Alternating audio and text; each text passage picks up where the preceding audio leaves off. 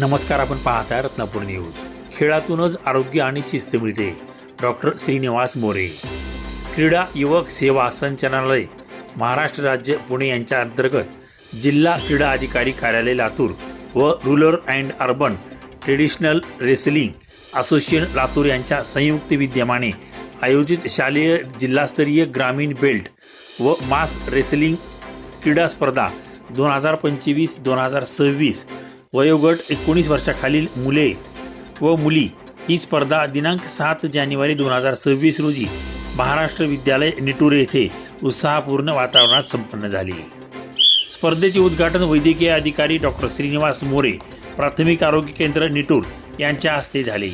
प्रमुख पाहुणे म्हणून संतोष सोमवंशी, विक्रम गायकवाड आणि शरद कांबळे उपस्थित होते। जिल्ह्याच्या विविध भागातून 19 वर्षाखालील 50हून अधिक खेळाडूंनी स्पर्धेत उत्साहाने भाग नोंदवला। उद्घाटन डॉक्टर श्रीनिवास मोरे यांनी विद्यार्थ्यांना प्रेरणादायी मार्गदर्शन करताना सांगितले की नियमित खेळण्यामुळे शरीर सशक्त राहते, परंतु आरोग्याविषयी जागरूकता आणि शिस्त या जीवनमूल्याचेही बाळकडू खेळातून मिळते।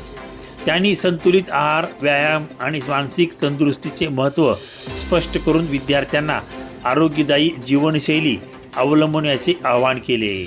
Rural and urban traditional railing association लातूरचे सचिव KY पटवेकर यांनी स्पर्धेची प्रस्तावना करताना शासनाच्या विविध क्रीडा योजनांची माहिती दिली।